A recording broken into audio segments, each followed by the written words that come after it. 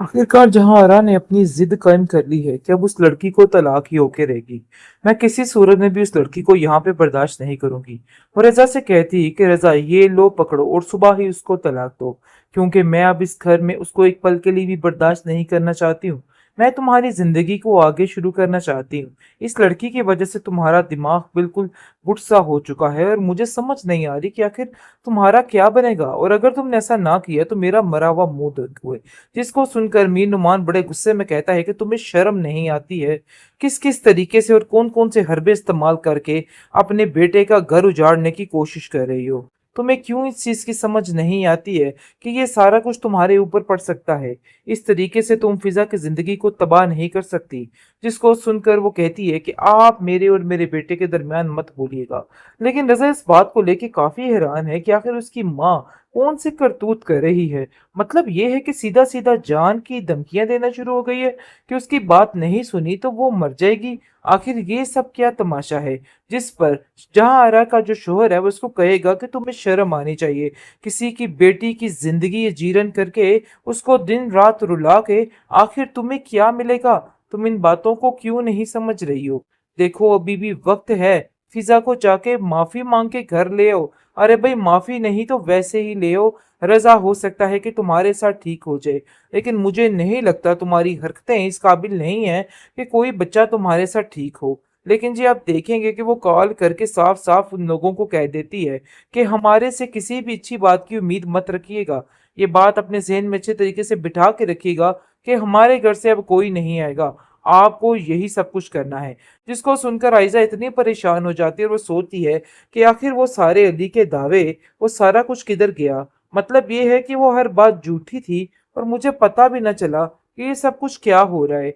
आखिर ये सब कुछ कब तक चलेगा? उसकी माँ उसको दिलासा देती है कि बेटा नहीं, सब ठीक हो जाएगा, तुम्हें परेशान होने की कोई जरूरत नहीं, मैं तुम्हारे साथ खड़ी हूँ। की वजह से हुआ है, हमने तो आज तक कुछ बोला ही नहीं और ना ही फिजा को कुछ बताया था कि हमारे बाबा आज जो इस दुनिया में नहीं है, तुम्हारी माँ के रहमो करम पे आज हम इस चीज का सारे हर तरफ यानी कि खुलेआम इतराफ करते हैं और बताते हैं कि हम कभी भी इस चीज के लिए आपकी माँ को माफ नहीं कर सकते।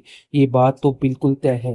लेकिन जी फिजा को जैसे ही इस बात का इल्म होता है ना, तो फिजा काफी ज्यादा उदास, काफी ज्यादा परेशान हो जाती है और वो इस बात को बड़े अच्छे तरीके से जानती है कि अब उसे इन लोगों को किस तरीके से हैंडल करना है, क्योंकि ये लोग इतने घटियापन पे उतर आएंगे, वो तो ये बात सोच भी नहीं सकती थी।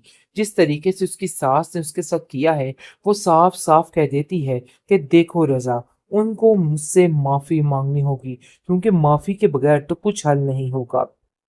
और वैसे भी उन्होंने जो कुछ किया है ना, वो नाकाबिले बर्दाश्त है और इस चीज की बर्दाश्त मेरे अंदर तो नहीं है। मेरे घर वालों ने मुझसे ये सारी बात छुपा के रखी, लेकिन मैं फिर भी इन सब चीजों को बर्दाश्त पे बर्दाश्त करती रही। मुझे तो इस चीज की समझ नहीं आई कि आखिर ये सब कुछ क्या से क्या हो गया।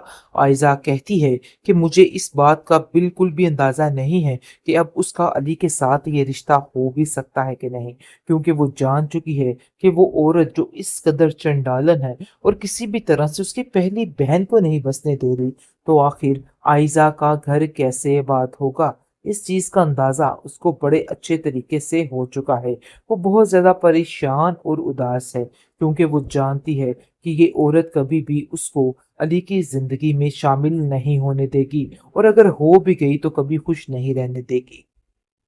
आखिरकार वो बेड खुलते सामने आ ही गया, जिसकी वजह से काफी ज्यादा मीर नुमान घबराया हुआ था कि अगर ये बात फिजा तक पहुंच गई तो फिजा किसी भी तरह से इधर नहीं रह पाएगी। लेकिन जी आप देखेंगे कि जैसे ही वो अपनी बेगम से बात कर रहा होता है और उसको बता रहा होता है कि तुम उससे बहुत ज्यादा डरती हो और मुझे इस चीज का पूरा पूरा यकीन है कि जो कुछ भी हो रहा है ना, सब कुछ तुम्हारी वजह से ही हो रहा है। लेकिन जब फिजा को इस बात का इल्म होगा कि तुमने उसके साथ क्या किया और तुम्हारे बाप यानी कि उसका बाप जो है उसकी डेथ भी तुम्हारी इन हरकतों की वजह से हुई है, तो वो कभी भी तुम्हें माफ नहीं करेगी। जिसको ये सारी बातें सुनकर देख लेती है फिजा और काफी ज्यादा हैरान होती है और कहती है कि आखिर आप इतनी घटिया निकलेंगी मैं तो सोच भी नहीं सकती थी। इतने घटियापन की मुझे आपसे बिल्कुल भी कोई उम्मीद नहीं थी। जिसको सुनकर वो कहती है कि आखिर तुम्हारी हिम्मत और जुर्रत कैसे हुई मेरे साथ इस तरीके से बात करने की? देखो तुमने जो करना था सो कर लिया। लेकिन रज़ा अब इस बात को लेके काफ़ी ज़्यादा परेशान है कि उसकी माँ की इन हरकतों की वजह से क्या उसका घर बस पाएगा या नहीं बसेगा? क्योंकि ये हरकतें नाकाबिले बर्दाश्त होती जा रही हैं उसके लिए, और बहुत परेशान है वो इस बात को लेके कि आखिर ये मामले किस तरीके से सुलझेंगे और इनको सुलझाना आसान भी है कि नहीं।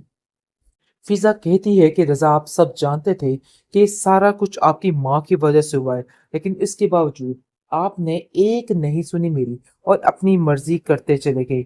लेकिन अब ऐसा नहीं होगा। मुझे इन सब चीज़ों का बड़े अच्छे तरीके से पता चल गया है कि आखिर उस दिन क्या हुआ था। आपकी माँ ने क्या किया था जिसकी वजह से मेरे बाप की ये हालत इस तरीके की होगी। दूसरी तरफ काफ़ी आइज़ा परेशान हो चुकी है और आइज़ा समझा-समझा के थक चुकी है अली को कि देखो अली अपने दिमाग से ये बात निकाल क्यों नहीं देते हो, क्योंकि मुझे नहीं लगता कि तुम्हारी माँ इस बात के लिए राज़ी होगी। और वैसे भी जो हालात जा रहे हैं, हमारे घर वाले भी इस बात के लिए राज़ी नहीं हो सकते। जो हाल आप लोग फ़िज़ा का कर रहे हैं, कभी भी मेरी माँ इस रिश्ते के लिए नहीं मानेगी, क्योंकि जो कुछ भी हुआ है आज तक, वो सिर्फ़ और सिर्फ़ आपकी वजह से हुआ है। हमने तो आज तक कुछ बोला ही नहीं और ना ही फ़िज़ा को कुछ बताया था कि हमारे बाबा आज जो इस दुनिया में नहीं हैं, तुम्हारी माँ के रहमो करम पे। आज हम इस चीज़ का सारे हर तरफ यानी कि खुलेआम इतराफ़ करते हैं और बताते हैं कि हम कभी भी इस चीज़ के लिए आपकी माँ को माफ़ नहीं कर सकते। ये बात तो बिल्कुल तय है। लेकिन जी फ़िज़ा को जैसे ही इस बात का इल्म होता है ना, तो फ़िज़ा काफ़ी ज़्यादा उदास, काफ़ी ज़्यादा परेशान हो जाती है और वो इस बात को बड़े अच्छे तरीके से जानती है कि अब उसे इन लोगों को किस तरीके से हैंडल करना है, क्योंकि ये लोग इतने घटियापन पे उतर आएँगे, वो तो ये बात सोच भी नहीं सकती थी। जिस तरीके से उसकी सास ने उसके साथ किया है, वो साफ-साफ कह देती है कि देखो रज़ा, उनको मुझसे माफ़ी माँगनी होगी, क्योंकि माफ़ी के बगैर तो कुछ हल नहीं होगा।